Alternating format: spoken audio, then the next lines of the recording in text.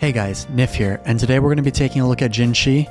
She was crazy cool in the story. I thought she was a super standout character in patch 1.1 and really helped set the stage for what I believe Wuthering Waves is capable of with their storytelling. We have about a week left in her banner, so I'm going to be giving you my review of her after spending a good amount of time playing with her over the last couple of weeks, and so I want you to be able to make a decision if you're still holding out on whether or not you want to pull for her, skip for Changli, or skip for future characters. So I'm pretty content with my echoes at the moment, and if you want to see more of my echoes, go check out my Judge My Jinhsi video, and if you leave a comment on that video rating my Jinhsi's echoes, you can enter for my Astrite Pass giveaway, which is ending in a few days on July 16th, and the giveaway is going to happen in the second episode of Wuthering Wednesday on July 17th. So now that we got all the housekeeping out of the way, there's a few things that I want to talk about in this review of Jinhsi. Three things mostly. So there's the aesthetics, character design, how her skills look and everything. There's the gameplay, her rotations, her ease of use, and whether or not I think she's fun. And the kind of boring stuff for me personally is, does she fit into my account? Is she meta? Is she good for the future? Yada yada. So, a little bit of character design. I think this character is absolutely beautiful. I love the aesthetic. I'm a sucker for white-haired anime characters, and yeah, so I'm pretty sold on that. Next up, we've got her skills. Her auto attacks are really cool. I mean, first auto attack, cool, you got a slash with a floating sword. Second auto attack, more slashy floaty sword. Very cool. Third auto attack, let's bring out a dragon. And then fourth auto attack, which leads into your skill. And then there's her skill sequence where after you go through her auto attacks, you press E. Now you're in floaty mode. You're literally like floating on your sword there. It doesn't get much cooler than that. It gives us some horns too. We turn into a little dragon girl, but those go away. But once you go into those floaty auto attacks, still super pretty skills. The dragon is sick. And then we do this. It's just, the color scheme's really cool. The skills look really good. I'm pretty sold on that overall. Yeah, that's her basic rotation there, which, just to jump a little bit into the gameplay. To get into her floaty mode, you want to see your E in the bottom right corner. You want to see it light up. So you have to go through your whole auto attack rotation. If you use dodge or anything during that auto attack rotation, it cancels it out and you have to go through it again. But once you go through this rotation and you get into floaty mode, you can then dodge and move around as you please and still go through all your auto attacks. And then you're able to use the big dragon bleh. And so that's her basic rotation. The next thing you want to focus on is her Forte Circuit gauge bar, which right now is empty. In order to fill that up, you have to use other characters. Namely, characters that aren't of the spectral element will help fill that up quicker.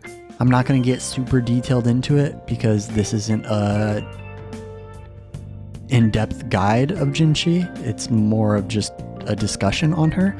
But ideally, I'm able to go through my full rotation with her, go into floaty mode, go through these skills, and drop this.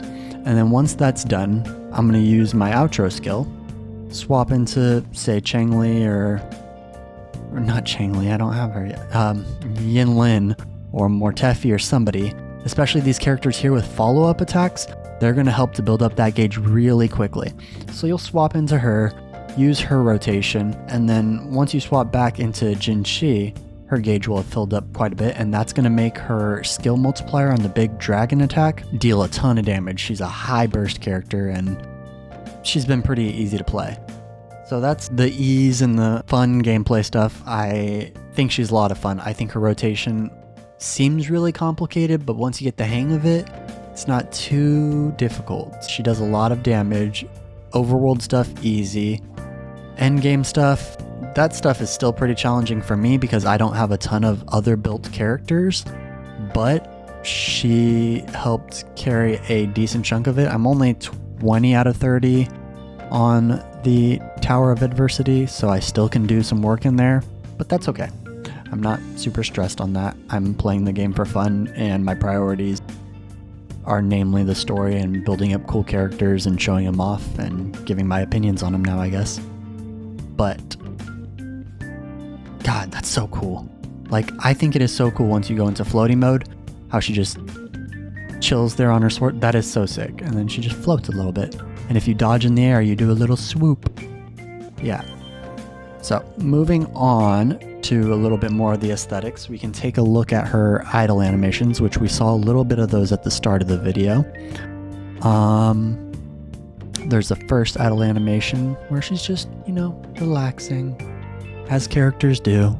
And then there's the second idle animation. This one's really cool. We got this little floating light, which then brings out our dragon.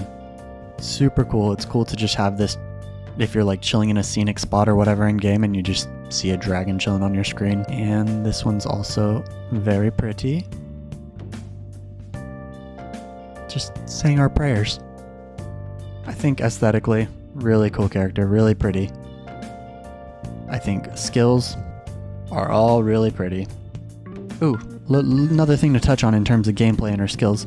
You go through your rotation, you save your E till it's glowing, you go into floaty mode, then you could use your skill again, because the cooldown will automatically go away once you go through your auto attacks rotation, and then you could drop this.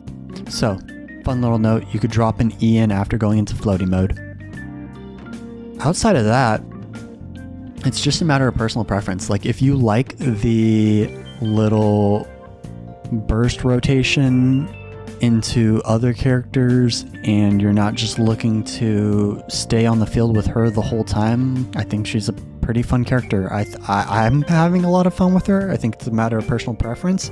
If you can hop into the trial and play around with her a bit, then I think once you get the feel for her rotation, she's easy to use, she's fun to use, and you get big numbers. I think she's a well-designed character. I think she is fun to play. So last of all, does she fit into my account? So I was pulling for her regardless of meta because I'm not a meta slave, but we can take a look at my characters here. And looking at my characters, I've got, well, every character.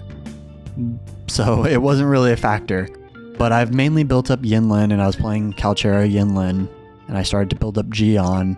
I've got Verena. I really need to build up Baiji, and I've mainly been playing Jinhsi, Yinlin, and I use Mortefi and Explore so I could shoot stuff that I need to. But if you're taking a look at your account and let's say you've got Calchero, Yinlin, and Verena as your main team, you're probably not going to want to drop Yinlin from that main team and play her with Jinhsi. So you want to look for characters with lots of follow-up attacks. Someone such as Mortefi, whom isn't built up at all on my account, will probably work pretty well with Jinhsi. And so if you got, like, say Jinhsi, Mortefi, and even Baiji has some follow-up attacks built into her kit, that could fit in well into your account. But you've also got to take into account we've got Changli coming, and she is a fusion main sub DPS who wants a lot of field time but also buffs fusion, and she probably goes well with Encore or perhaps Mortefi or maybe even Chisha. I've got a C6 Chisha going on. But honestly, look at your account, look at the character. Do you have fun with the character? Do you like the character's design? Do you like what you see here? If the answer is yes, then like test your luck on pulling her. That's all you can really do in a gacha game, and if you miss her this time, then we'll get her on the rerun, right? But that about sums it up for my showcase of Jinhsi and whether or not I think she is worth pulling. My vote's a yes. She's so far my favorite character to play. Absolutely.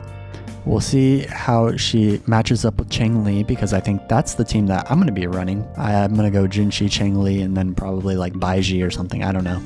I don't know if that's the most effective, but I think it'll be fun because Jinxi's going to want to get out her burst, and then I could use Changli and have her on field for quite a while before swapping out back to Jinhsi when Jinxi's fully charged up. So I'm going to use Jinhsi more as like a burst character and have Changli use up most of the field time. I don't know. I think it'll be fun. I'm excited to pull for that character and hopefully win that 50-50. If you want to see me possibly lose a 50-50, look out for that video. And if you want to see me actually lose a 50-50, go watch my pool video to see where I got this little guy from. But yeah, thank you guys for watching. I hope you enjoyed and got an idea of whether or not this is a character you wanted to pull for. If you enjoyed this video, please drop a like. I'd greatly appreciate that.